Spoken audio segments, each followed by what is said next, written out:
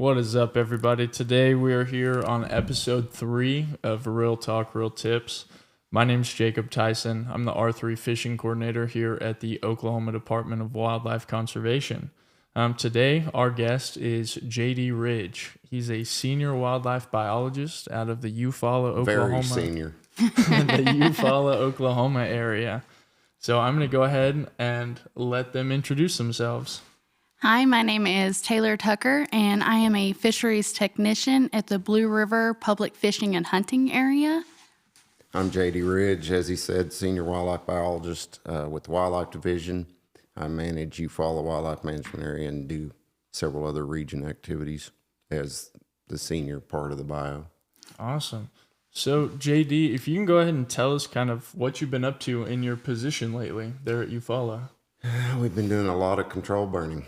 I don't do a lot on my area just because of the way it's laid out and everything, but we're all available to help within the region, and there's been a lot of burning going on. So, Big team effort.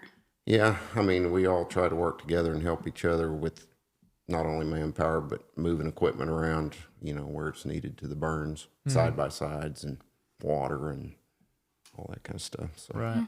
You mind pretty busy. Maybe explaining a little bit on why burning is important on our management areas? It's a cheap and effective tool relative to a lot of other things you could do to habitat as far as improve habitat. A lot of what we do are trying to move things back to a certain condition on the landscape. And, fire has a number of advantages to that.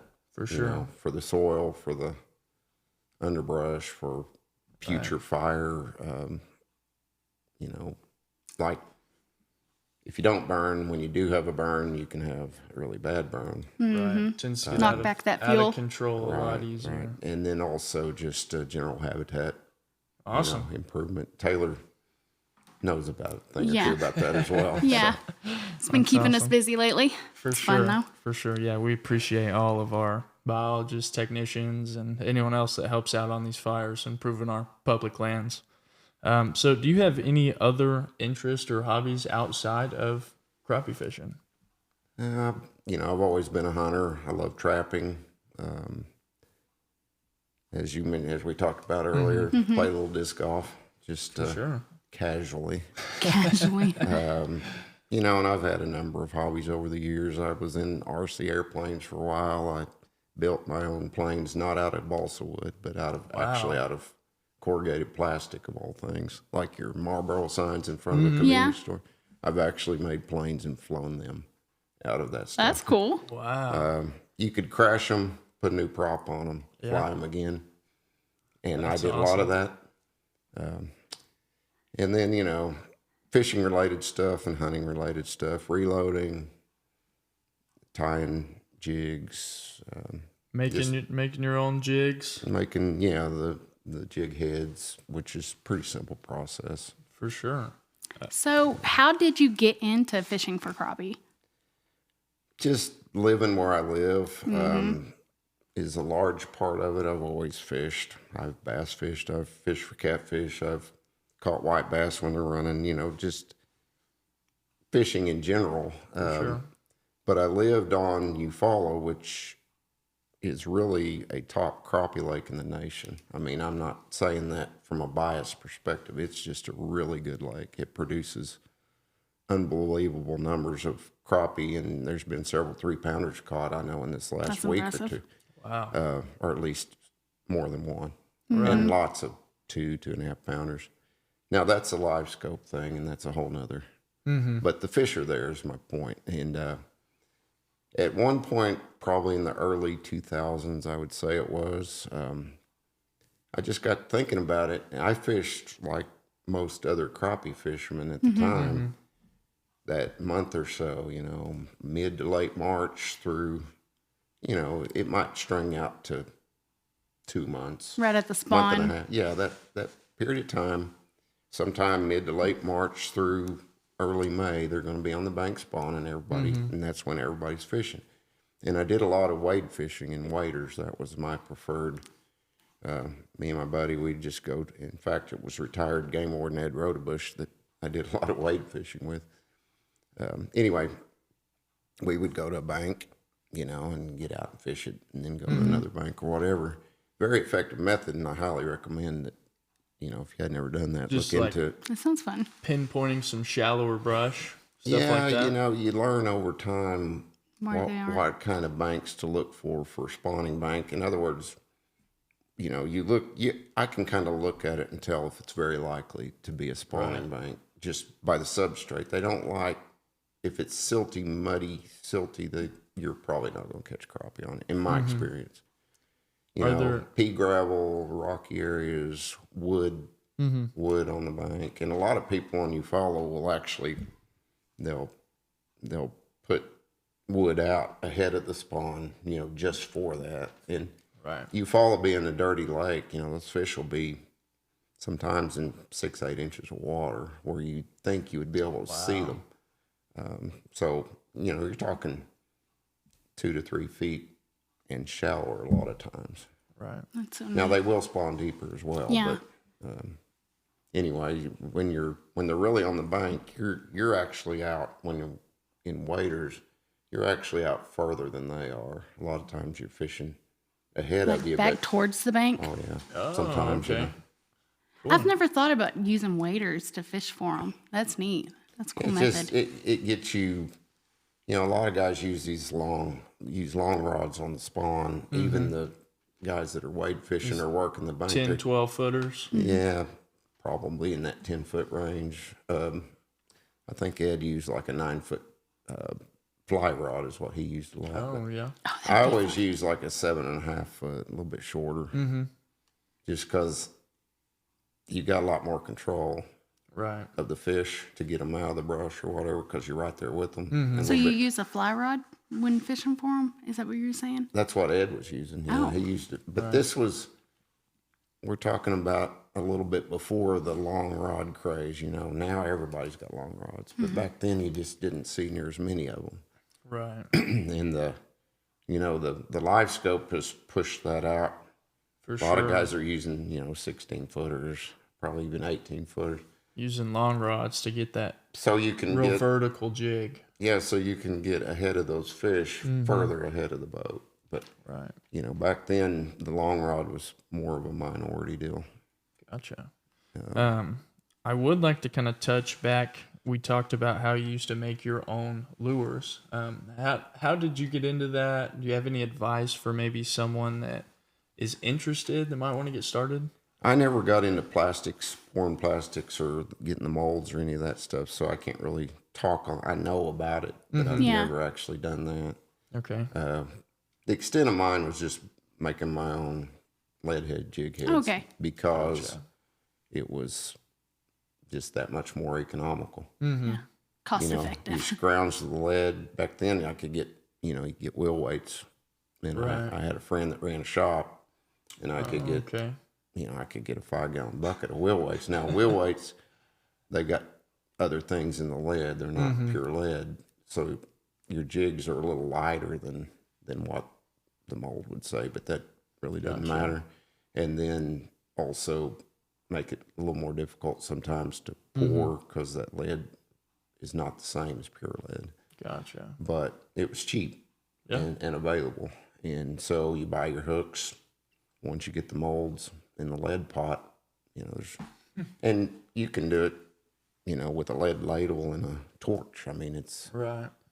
Now, do you always just use like artificial lures or jigs, or do you sometimes use minnows? Or I will use minnows if I have to. I'm not a purist, and I don't look down on anybody that uses minnows, or minnows as we call them. But the main thing with me about live bait is just, well, obviously the cost, but you have to have some way to, to have them with you and keep them alive. And I don't like to, if I've got some left over that I might want to use tomorrow, I don't want to dump them.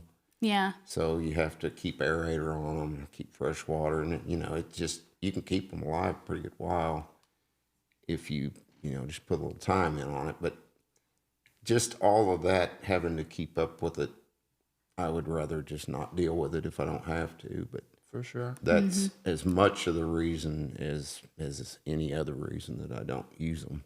Definitely. But there's times I will absolutely use them, and I'm not ashamed to do it. Yeah. Right. And there's times you'll catch a lot more fish. The live aspect of a minnow, I think, in certain situations, as you're mentioning, can definitely help out. In the mid to late summer, a lot of times, at least on Eufaula, those fish will get on brush piles, and you might catch one or two or three. One of the techniques we do is called we call it cast and drag with a weedless jig head.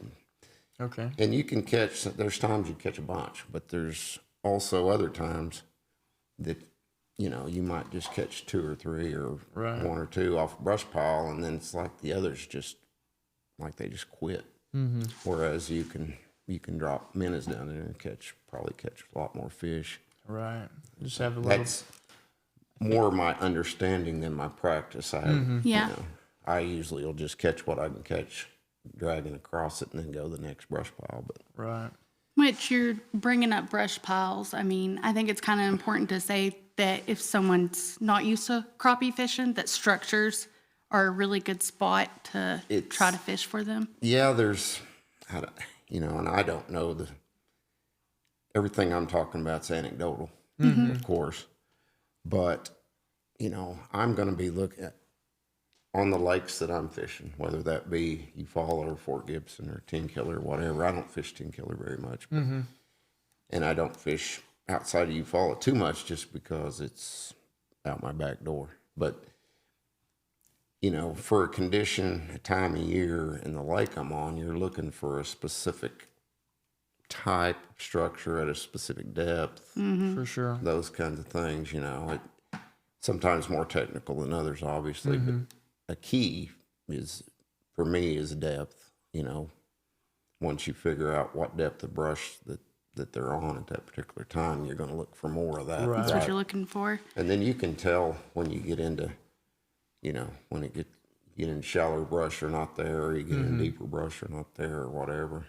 And there's also times where they're relating differently to the structure as well. So it's kind of a time of year, a trip by trip can be, what you're looking for. Which you had mentioned Livescope earlier, and that helps a lot with the figuring out where they are. Let me say this. I hate Livescope. Do you? And let me say this. I love Livescope. Right. It really is a love-hate relationship for me because on the one hand, it has revolutionized it. Immediately if there's fish there or not. Yeah. Pull up on a brush pile, there's fish all over it or there's no fish in it. Doesn't mean you can catch them, but you can tell if they're there. Kind of takes away the quote-unquote fishing It's a huge of... It's a huge time saver in a lot of ways. Like we used to use side scan a lot. Right. And we have waypoints for this rock pile or that brush pile or that, set of stake beds or whatever it is. You got waypoints. And then you approach your waypoint. Yeah. You have to be very precise, and then you locate with how we were doing it, locate the side scan. Right. And then idle either with your trolling motor or your big motor over it or by it, throw a buoy, and then, get off it, approach and fish it, or, let the boat get off of it. Typically, if you're casting dragging, you're not over that. Now, there's times you fish vertical, but anyway, point being, that all took time. Right. And you would think that a brush pile or a structure might be pretty easy to see on side scan. That's not always the case. So you might have to make a couple or three passes to pinpoint it, even though you have the waypoint, you know exactly where it is. Livescope virtually eliminated that. Yeah. Because as soon as you drop your trolling motor, shine around there, okay, there it is. Now we still will use buoy, drop a buoy on so we can back off and cast precisely, just because even though you know exactly where that structure is, once you get back off of it, your relationship on the water is different than, say, if, we're sitting in here, I know that box is over there. Yeah. But in the water, you can't, you're still relative. Yeah, it's not as clear. Yeah, and the boat's moving around, so your angles can change. And so we still use a buoy quite a bit if we're casting brush. But anyway, that, to me, Livescope has done a lot more in that aspect. And then also, like this time of year, a lot of these big fish, virtually all these big crappie, they're being caught. Yeah. Aren't on brush piles. No, they're suspended. They might be 5 foot deep in 20 foot of water. Yep. You see it, you go to it, you drop on it, and their target. I don't do a lot of that myself. I will do it. Don't get me wrong, and it is fun. Don't It just get me takes wrong. the right fish, huh? I just don't do as much of it as other guys do. Boat control is very important in that, and sometimes you have to literally set that jig on their head for Right in front of their seconds. face. Well, sometimes literally right on their head. Oh, wow. And like I said, I'm not super experienced in that. One reason is my boat is very susceptible to wind. Yeah. Okay. And so with my boat, it's very difficult to get stopped when you see the fish and to, be able to hold it if the wind, if you got any side wind. It just gets very difficult. And that's one reason, honestly, that I don't do as much of it. But For sure. before we could see where those fish were, no one knew where they went. If you had fish scattered, suspended, there was virtually no way to find them or to figure out, a whole area, much less a specific fish. Right. And now with the brakes, the crappie brakes, which are basically backward facing trolling motors that come off the back. These guys, they move fast. They see what they're looking for. They hit the brakes, drop on it, catch it, go to the next one, hit the brakes, drop. I mean, it's very effective. Yeah. On bigger fish. Then there becomes the discussion of, well, is it harming the resource? I have opinions on that, but in a lake, in my opinion, a lake the size of Eufaula, you can't hardly harm the resource Well, our statewide limits. with legal take. Right. We have a 37 crappie limit per day In most for lakes. most lakes. Yeah, most which for each body of water, you have to check your regs per body of water. But I mean, that's a good chunk of fish to harvest in a day. Yeah, and most people are not day in, day out catching a limit of crappie, and Exactly. me and my buddy, we will seldom keep a limit of fish. Even between us, sometimes it depends on. That's a lot of fish. Yeah. I give a lot of fish away. I don't put a lot in my freezer anymore. I'll put a little bit in there to give away, but I can't think of the last time that I actually pulled fish out of the freezer. I usually go get some. A lot easier to buy it at No, the I store may than it I is. may have a hamburger that day, but Right. yeah. Anyway, kind of chased a rabbit there. But That's all right. That's okay. I would like to kind of go back to your cast and drag method that y'all are using for these brush piles. Can you maybe describe a little bit of how y'all do that? Kind of. yeah, and I've got to I got to give a shout out to Mark McGuire. He's my main fishing buddy, and fantastic fisherman. He's the one that taught me this method. Now, I don't know if he developed it all on his own or whatever, but I really don't know. But at times it can be a winter technique. It can be a summer technique. And it's pretty simple in, describing it. Now, it gets a lot more difficult when you're doing it. Right. I used to be right there beside him, and he's catching, 10 to my 1. Yeah. If I catch one. Right. And I've gotten much better at it. But anyway, it's basically locate the brush. Like I said, throw a buoy. You want to get downwind of the brush. This is all boat technique, by the way. Right. You got to get downwind of the brush so you can keep your boat controlled. Mm-hmm. You're always typically, now bass guys will a lot of times be different, but with crappie, you're typically keeping your nose of the boat into the wind, and that's because of the importance of boat control. Right. You got a lot more control. It's easier to move up against the wind. If you got the wind pushing you, you just don't have the same control. So Yeah. Right. now with the crappie breaks, I'm sure that's different. But anyway, normally what we would do, locate the brush, throw a buoy, and you'll know, okay, the buoy's to the right of the brush or to the left of the brush or whatever. So you kind of, that's your reference point. And then get back off of it. And a lot of it has to do with depth of the water, how far you might want to be back. And then the idea is to cast beyond, let the jig, go all the way down. And it's very important, in my opinion, to have colored line. We use a lot of yellow, or Like a high vis. yeah, high vis line, yeah. So you can see what your jig's doing. Like you can tell when it's still falling and when it bottoms out. And a lot of times your bite might only be detected by that line doing a little twitch, Right. or slacking, or moving a little sideways. A lot of times you don't necessarily feel that bite because you don't necessarily have a tight line to your jig. A lot of times, if that line's got some slack in it, crappie bite typically very quickly. Yeah. And they don't hang on like, if you're fishing plastics let's say you're fishing a plastic worm for a bass, and you can tell that bass picked that plastic worm up, Right. and then reel down and lay into it. You can't really do that with crappie typically. You got to set the hook, and that's where I would miss most of my fish, is being slow on the hook set.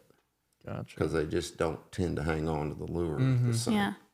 So that's where that line watching and, being ready to, like cold spring, ready to. Hook sets are free. For sure. And Yeah. listen, I've left sore after a few trips too, but that's to get back to the cast and drag. You cast past, you let your jig falls, and then it's basically with a fiber brush guard jig, like like a bass jig, only a lot smaller. Right. Going weedless with with the that. fiber weedless. It's what we use. There's other ways you can get these little. They're like little plastic worms that kind of cover the. There's different ways to do it, but we always use the fiber ones just because they were more durable and easier. Right. And then you're dragging over the structure, and it can be rocks, or it can be. We were usually trees or brush, and you feel when you feel the jig contact the brush, just kind of tease it over and let it drop, and then tease it over and let it drop. And Do you have a problem with hang-ups doing it that way? you're still going to get hung up sometimes, but Right. a lot of times when you're doing that with the weedless and you get hung up, a lot of times you can pull it off. A lot of times the hook itself is not burying up, or in some occasions you straighten the hook too, but you don't lose very many. Typically, you might have a day where you just like put it down and say, I'm done, I'm tired of breaking off. But, Right. but no, it's a pretty effective method, and there's times when it's really good. I mean, So, speaking of good times, what is the biggest crappie that you've caught? I caught one time, and this was several years ago, and it was I'll tell the whole story. I'll try to be brief. It was the biggest crappie that I could remember having caught, Yeah. Right. and I forget exactly what it measured. I did not weigh it. I think I ate it, but Well, they taste good. It was it was amidst a bunch of other fish, so it was I remember it being probably the biggest one that at least in my memory that I'd caught. And then my son and I were fishing a crappie tournament on Eufaula, and we had our limit, and I didn't feel like we had done all that great, but like we'll go weigh in anyway because there's a lot of good fishermen in that tournament. I mean, not a lot of people, but the people in it were good fishermen. And we'll go weigh, see what everybody else got. Well, we ended up winning the tournament. Oh, fun. And we also won big fish with a fish that I thought was maybe 1.5 pounds, and it ended up being like 210 or 2.1. Right. 2 pounds. 210-pound crappie. Yeah. Woo! Yeah. Well, anyway, and I realized then that I had been underestimating the size of these fish all this time. So I really suspect that one fish I'm talking about was probably pushing 3. Easy. Oh, nice. And at the time, that was pre-Livescope, a 3-pound crappie was very, very rare. Right. It was just, you just didn't see very many of them, especially in this part of the world. You know. See, I don't use Livescope. I'm one of them bank fishermen for it, the docks during the spawn. I've never caught a 3-pound crappie. I've never caught one. Other than that, if that one was 3, and I suspect it very well could have been, I don't know. But I know it was much larger than some of the 2.5 pounders I've caught since. For sure. So, I would like to go ahead and give a little tailor to our bank fishermen. So the wildlife department actually has a resource on our website that you can go to. If you go under fishing and where to fish, it will pull up our fish attractor map. And all of this is free, provided by the wildlife department. And you can actually come on here and pick whatever lake you're wanting to fish. And so say we're fishing Lake Arcadia, click on there and it'll tell us exactly where each brush pile, each spider block, anything that our fishery staff has put out. Want me to add something to that real quick? Yeah. The tournament I was referring to that my son and I won, we caught all those fish on department brush piles. That's awesome. See? Every one of them. There was the area we were fishing. There were 2 on either side of a big arm of the lake, and we caught all those fish off those 2. Oh, that's cool. Majority of them. I like off hearing the that. one. That's awesome. Yeah. That's so what- I can vouch for that. So this is not only good for our bank fishermen because it gives them depths and other things that they can target, but even for our electronics guys, because you can go in here and click on one of these spots and it'll actually give you the exact coordinates to put into your sonar or your GPS. Which I will say, pay attention to those coordinates because sometimes people tie off to, a lot of times buoys are marking the fish attractors. And if you tie your boat off to those buoys, it will drag that buoy away from the fish attractor. Right. So also highly recommend you do not tie off to these buoys. They are not like super, super anchored. It's just some weights. Please use your own personal anchor. Yes. I will say those cubes, they show up on Livescope. Oh, it is very easy To see the to cubes. say, oh, there's some of those cubes. Yeah, I found some that I didn't know where the coordinates were, but I found Right. some Did you of see them. a lot of fish on them? Actually, at that particular time, I did not, but they were not in a conducive depth at the time. Yeah. Gotcha. They were deeper than what I'd been finding the fish on, but Right. Which this summer we did a lot of drop a little Shelbyville. waypoint there. though. Yeah.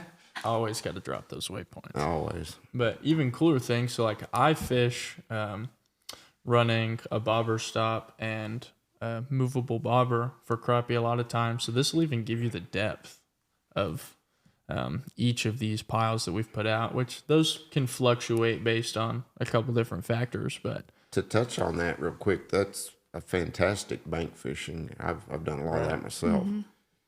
You can have a deeper set and cast it easier, and when you, as you know, when you pull on it, you're pulling your lure up, so you're coming back over the brush. It's an excellent bank technique. right, But we've done it in the boat too. We'll use it sometimes to suspend over brush when the fish are on top, Right.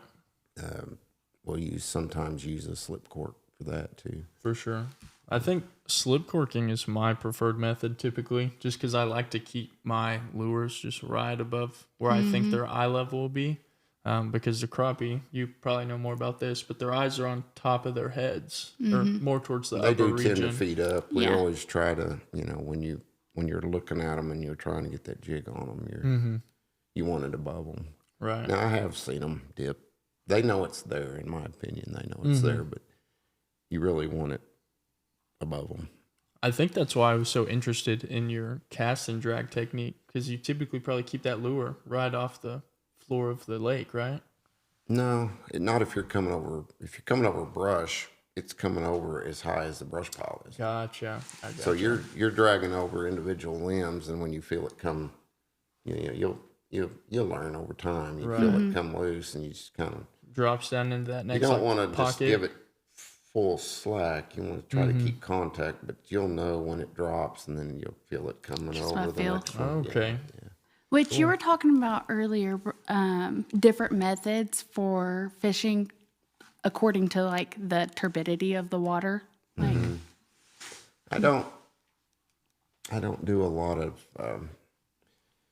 One of our main techniques on Eufaula, and that's pretty much throughout the lake, is what we call it's vertical trolling, basically. And a lot of times I use like 11-foot rods. I don't use extremely long rods most of the time, but we'll have a rod in each hand, and you're imparting the movement with the trolling motor. We're on the bow of the boat, and the trolling motor is making putting your lure where you want it and keeping you at the speed you want. We're talking very, very slow. yeah. Right. As McGuire would say, if you think you're going too slow, slow down. and a lot of times that's the truth. Now there's times where the fish will tell you they want you to go fast. They want that bait moving faster. I'll give you an example. Back, and this is again earlier days, spider rigging was very important, or a very big technique, and that's basically rods and rod holders. Basically, it's the same as what I'm talking about, the vertical trolling, but you have the rods and rod holders, typically longer, like 12 foot plus. But anyway, again, you're covering water and imparting the movement on the baits with your trolling motor, with the boat. Yeah. And there would be times where, you're going along a bank and then you make a turn or you're turning around. And when you're doing that, the lures all of a sudden are moving faster. And there was times like you'd notice, okay, that triggered a bite. Well, maybe those fish want that lure moving a little faster. Right. You just clue into that kind of stuff. Just a constant adjustment to how they're reacting. I try to, and a lot of times I'm doing it subconsciously, but I try to, and I guess it'd be like your bass fisherman talking about a pattern, and then a pattern within a pattern, whatever. I take note, when I got that bite or I caught that fish, it was at 6 foot. Right. Or it bit that brown and chartreuse, or it bit that green and orange, or, And then over time, you get a few more bites. You start, a lot of times with the techniques, like especially that vertical trolling and stuff, you find the depth that those fish are in, and it'll be very specific. Right. Like I'm talking, you get a foot deeper or a foot shallower, you're out of the fish sometimes. I mean, it can be very specific. So I always try to make a mental note of every, especially when you get started. Right. Okay, I got that bite right here. What depth am I in? That kind of stuff. And pretty quick with experience and prior knowledge of time of year and where you're fishing, all that stuff, it's pretty quick to put that together. Right. So when you're doing a technique such as the vertical trolling, how do you tell what depth that you're running those lures at each time? Livescope. Well, if you didn't have it. Well, I mean, no, but in the past, and there's a misconception, at least on a stained water shallow lake like you follow. There's a misconception about, oh, these fish go deep, these fish go deep. Not necessarily. You might catch them. I know a very well-known crappie fisherman once made a statement on Eufaula that he catches very few fish deeper than 10 foot. And that's fishing year-round. Right. And that's a very true statement. I mean, there are times they're deeper, but there's a lot of times that, if they're tight to the bottom, which they often are, you can't really necessarily see those on Livescope, so that kind of gets you back to old school. And I would start 10, 12 foot and then work my way up till like I said, I get a bite. Okay, I was at 8 foot. Or I've got 2 rods. I'm getting all the bites on the outside rod, or I'm getting all the bites on the inside rod, or maybe I'm doing something and my rod strays over here and I get a bite. Oh, well, that's even shallower or whatever. It's just paying attention. Gotcha. So for a beginner fisherman that's just wanting to get into crappie, do you have like a rig set up and just any tips for like just starting out? A bobber, a split shot, a hook, and a minnow. I mean, there's large times of the year where you're going to catch something. Yeah. Or even a worm. I'll tell you. You're talking about crappie specifically, probably not worms, but Right. to catch fish, that's the simplest, Yeah. A bobber, a weight, cork. You usually catch something with it. Hook. Yeah, you're going to, it's like you're not going to generate interest if you're not catching nothing. Exactly. It's human nature, right? You try it a couple of times. I guess if that's true, I probably wouldn't fish, but you go and, you want to, like with kids. Yeah. Right. Go to the park pond, take some worms and some light tack, get your Snoopy rods and take some night crawlers and let them catch perch. That's what you get. Another story real quick. We were playing disc golf at a course in McAllister, and there's a little bitty pond this thing's not 20 yards long, maybe 10 yards wide. It's not very big. There was a guy sitting there with his kid and fishing. And the hole actually tees off right across this pond. So he's right there. And I saw him catch perch. And I said, "Hey, you caught one?" And he said, "Yeah, we've been tearing them up." He said, "I think this is number 38." Oh, wow. Oh my God. Out of this little bitty pond, little bluegill, but That kid was having a ball. The kid's having a ball. That's awesome. It don't take much. I'll tell you what, I had my best crappie day on slip cord, some weights, hook, and live minnows. You can't. That's how we would do it off the dock. You can't beat live bait for crappie or bass or you just can't. Like I said, I'm not opposed to it at all. So if you only have a day or two to fish and you're not where you can fish, go get you some minnows and go fishing. Right. I mean, you might do yourself a big favor. So I know fishing for crappie is a game of throwing out something, seeing if it works. If not, switching over to maybe a different color, different size jig head. If you had to fish with one lure for crappie for the rest of your life, what's your go-to? That's a tough one. Probably if you're talking about what we do the most of, probably a 3/16 or a 1/4 ounce jig head with plastics. Yeah. Are you color specific? Anything like that? Depends on what, color of water and what lake.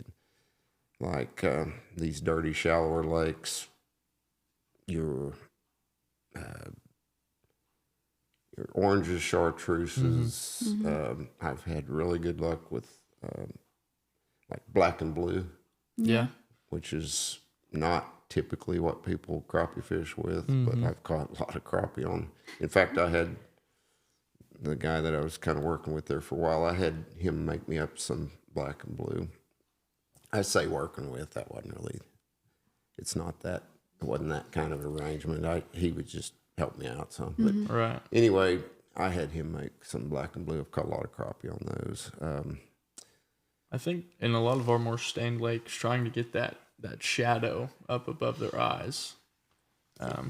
I firmly believe that it has more to do with what they see in a particular, I've been fishing where one color combination is it. Yeah. And then they quit, and then you start playing around, and then you find out that all of a sudden they're wanting this color combination or whatever. And I think personally, it just, you're having changes all the time, right? And I think your sun angle's changing, and stuff like that. Different environmental cues are triggering different things. That's my theory. What do I know? But I mean, there are a lot of guys that think like even the barometric pressure can change the bite. Everything affects. I can't tell you the number of times I've been out there and there's been a wind shift and the bite quits, or there's been a wind shift and the bite turns on, or there's no detectable anything and the bite quits, or the bite turns on, it's fish live in the environment. We recognize when things change in our environment. They do too. For sure. And, I don't know that much about fish biology, I'll be honest. You probably know a lot more than I do, both of you. But, fish don't eat 24 hours a day. They're going to have periods of time they feed, and they're going to have periods of time they don't. Typically, not always, early morning towards dusk. Not necessarily. I remember one summer we were fishing a stretch of riprap that, and I'm talking July, 100 degrees. Really? Hot and humid and miserable. When you got done, you were a puddle in the bottom of the boat. Right. It was that bad. Those fish would, for the most part, you could catch them a little earlier and you could catch them a little later. But for the most part, and true story, I fished these fish 22 days straight. Right. Through, and the first day was the 4th of July. That tells you what the temperature was like. Yeah. I fished those fish 22 days straight. They were, where was I going with that? Oh, no, I lost my train of thought. We're talking eating habits, hot weather. Okay, yeah, that's what I was getting at. They would turn on, for the most part, the best bite was about 10 a.m. through 2 p.m. Really? Right through the middle of the straight up sun, hottest part of the day is brutal. It goes against like everything I've ever learned about fishing. That's going to vary. So like, well, yeah, that just kind of illustrates that, what you think you know, you may not know. I mean, there's conventional wisdom, like, using dark colors in stained water and light color. But like I was saying the other day, my buddy, out of desperation, puts on a white. It's even a type of plastic that we don't really use. Probably been in this boat for 10 years, right? And starts catching them. Now that's against conventional wisdom. That white and this is some dirty water too. And Deep Fork Army Fall is right now is pretty stained. But I guess where I'm going, don't be afraid to try different stuff. Don't get pigeonholed. Yeah. I mean, it doesn't hurt to throw on something else for a second and see if they bite. It's like, okay, if you grew up on a lake, a body of water, let's say, you're going to tend, human nature is you're going to go to the places you go. I'm going to go here and I fish this area, but all that water over there, I never dug any good over there. Yeah, this is your fishing spot. Well, it's just what you have confidence in, right? Yeah. Or you're using a different color lure or whatever, a different type lure or a different presentation. But the next guy that doesn't have all your experience, he comes in and he looks at it and like, I'm fishing all this water over here, and tears them up.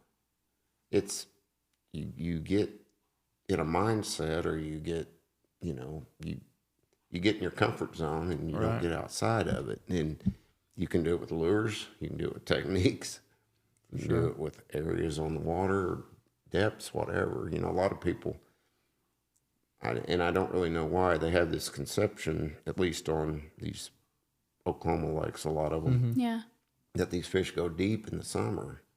And that's typically not the case. I mean, I've caught them in the heat of summer, like I'm talking about, in 3-4 foot of water. All right.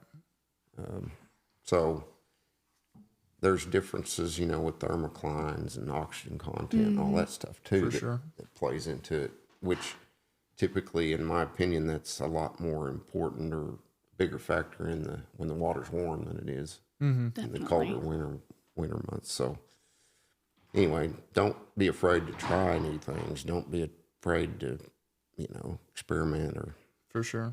Don't get pigeonholed, I guess. Especially with crappie, that couldn't be more true. Like always, just trying varying techniques, varying colors, just because they are such a versatile. Well, change a spot if you need to. It's not just crappie. If you look at bass, you look at bass, and the crappie guys were about, I don't know, probably 2 years ahead of the bass guys with Livescope.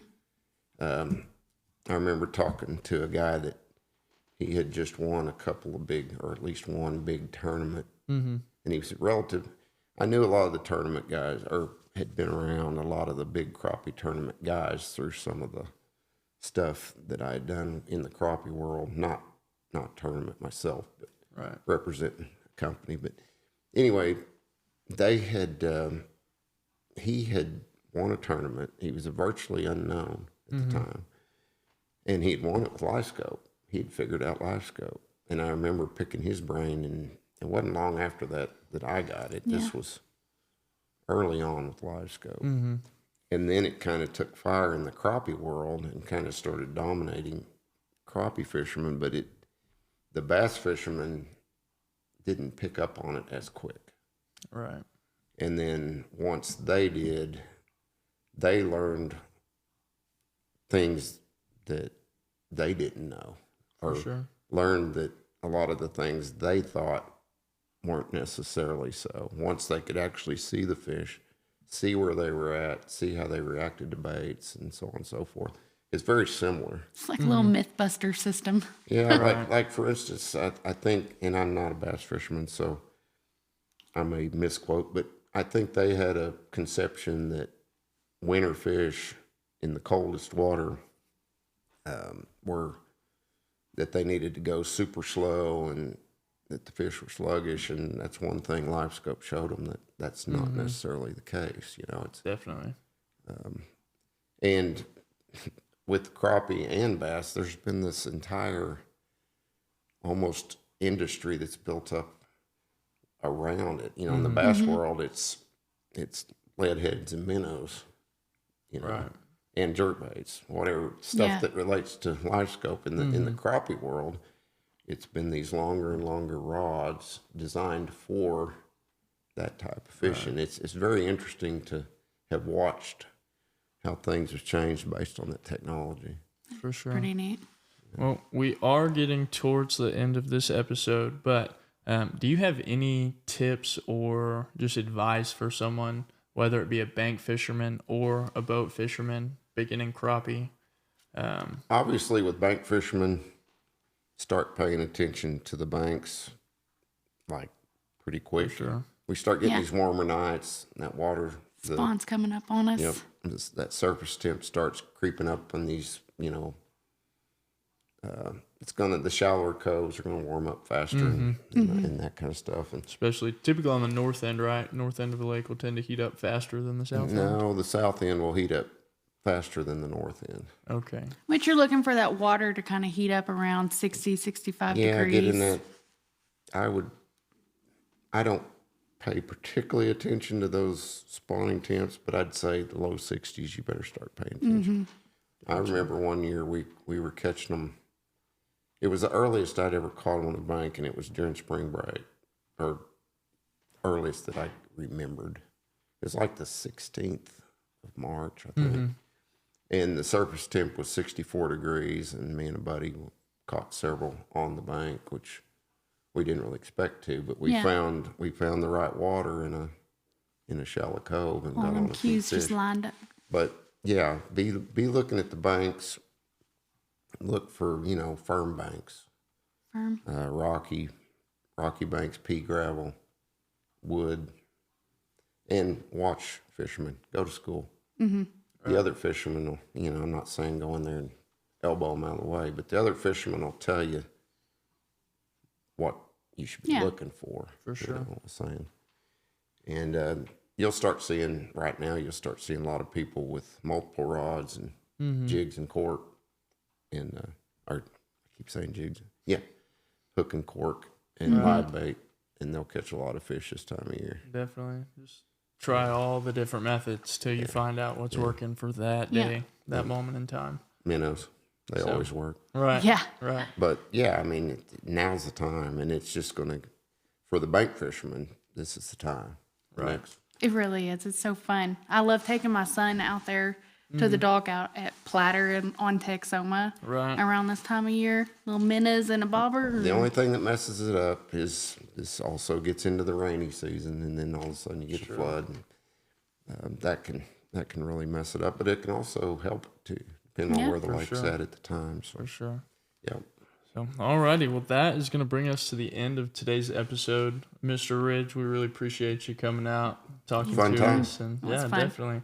So we will catch y'all next time. We appreciate you watching.